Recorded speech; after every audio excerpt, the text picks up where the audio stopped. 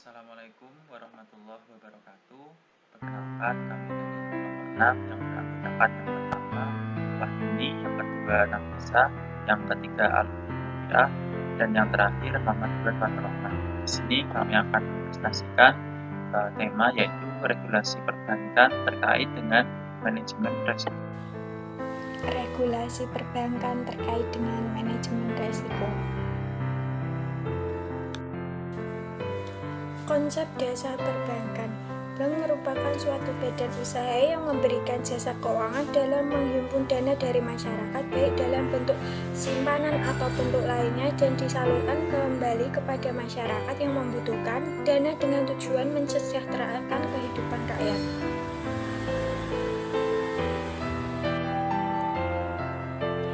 Jenis-jenis bank. Jenis-jenis bank ada dua, bank umum dan bank pengkreditan rakyat atau BPR. Bank umum menurut Undang-Undang Nomor 10 Tahun 1998, yaitu bank yang melaksanakan kegiatan usaha secara konvensional atau berdasarkan prinsip syariah yang dalam kegiatannya memberikan jasa dalam lalu lintas pembayaran. Yang kedua, bank pengkreditan rakyat BPR. Bank umum menurut Undang-Undang Nomor 10 Tahun 1998, yaitu bank yang melaksanakan kegiatan usaha secara konvensional atau berdasarkan prinsip syariah yang dalam kegiatannya memberikan jasa dalam lalu lintas pembayaran.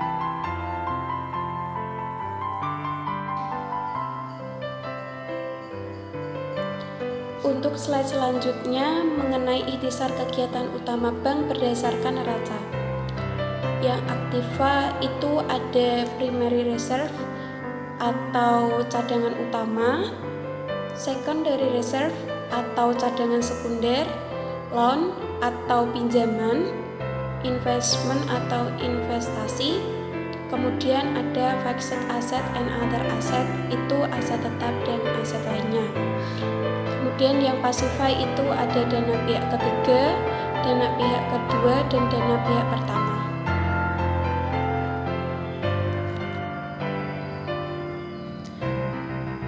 Kerangka regulasi. Regulasi perbankan di Indonesia dilakukan lewat penetapan Undang-Undang tentang Perbankan. Adapun tujuannya untuk melindungi industri perbankan dalam menghadapi risiko yang pada akhirnya juga berarti melindungi nasabah dan perekonomian dari kegagalan proses dan prosedur yang dapat berdampak pada sistem keuangan secara keseluruhan. Untuk undang-undang tentang perbankan ini terdapat di Undang-Undang RI Nomor 7 Tahun 1992 tentang perbankan sebagaimana telah diubah dengan Undang-Undang RI Nomor 10 Tahun 1998. Kemudian terdapat di Undang-Undang RI Nomor 23 Tahun 1999 tentang Bank Indonesia sebagaimana telah diubah dengan Undang-Undang RI Nomor 3 Tahun 2004.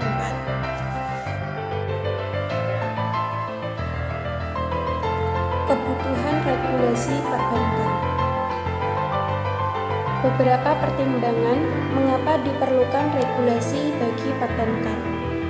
Itu ada 8 poin. Untuk yang pertama, rasio hutang dengan modal atau leverage. Itu merupakan penggunaan dana utang atau pinjaman yang digunakan untuk meningkatkan return atau keuntungan dalam bisnis atau investasi. Yang kedua, modal atau kapital. Itu merupakan kumpulan dari uang atau barang yang digunakan untuk menjalankan suatu usaha.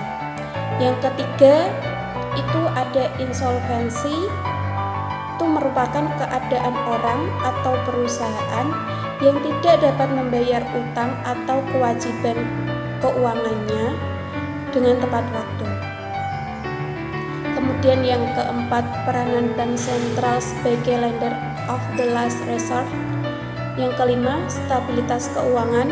Itu merupakan suatu kondisi yang memungkinkan sistem keuangan nasional berfungsi efektif dan efisien, serta mampu bertahan terhadap kerentanan dari internal maupun eksternal. Kemudian yang keenam, stabilitas moneter itu merupakan suatu kondisi di mana terjadi ketidakseimbangan sistem peredaran atau mekanisme ekonomi atau keuangan dalam negara dalam waktu tertentu. Kemudian yang ketujuh itu liberalisasi keuangan internasional. Yang terakhir 8, persaingan antar bank dan inovasi produk keuangan. Selanjutnya yaitu regulasi oleh Bank Indonesia. Bank Indonesia sebagai lembaga negara independen dalam melaksanakan tugas dan wewenang. Tugas pokok Bank Indonesia yaitu ada 3. 1.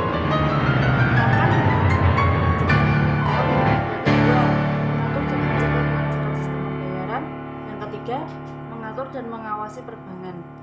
Selanjutnya yaitu pengaturan dan pengawasan bank. Tujuan mengoptimalkan fungsi perbankan Indonesia sebagai berikut. 1. Lembaga kepercayaan masyarakat dalam kaitannya sebagai lembaga penghimpun dan penyalur dana. Yang kedua, pelaksanaan kebijakan moneter. Yang ketiga, lembaga yang ikut berperan dalam membantu pertumbuhan ekonomi serta pemerataan agar tercipta sistem perbankan yang sehat, baik sistem perbankan secara menyeluruh maupun individual, dan maupun memelihara kepentingan masyarakat dengan baik, berkembang secara wajar dan bermanfaat bagi perekonomian nasional. Selanjutnya, pengaturan dan pengawasan bank atau lanjutan.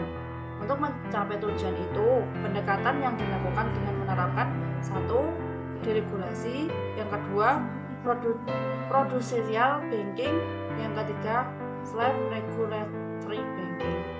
Selanjutnya akan dibawakan oleh rekan saya Burhan. Perbankan. Di sini kita mencoba apa yang dimaksud dengan resiko. Risiko yaitu kemungkinan terjadinya hasil yang tidak diinginkan yang dapat menimbulkan kerugian apabila tidak diantisipasi serta tidak dikelola dengan semestinya. Beberapa risiko dapat terjadi atau berdampak kepada yang pertama yaitu pasti ke pemegang saham, yang kedua terhadap karyawan, yang ketiga terhadap nasabah, dan yang keempat terhadap perekonomian. Yang selanjutnya adalah risiko perbankan. Yang pertama yang kita pahami mengenai yaitu pengawasan aktif dari Dewan Komisaris, Dewan Direksi dan personil manajemen risiko terkait yang dipilih oleh bank. Selanjutnya kita juga akan memahami mengenai penetapan kebijakan dan prosedur untuk menentukan batas risiko. Lalu penetapan struktur informasi manajemen yang serasi dalam mendukung manajemen risiko. Lalu penetapan struktur pengawasan intern untuk mengatur risiko.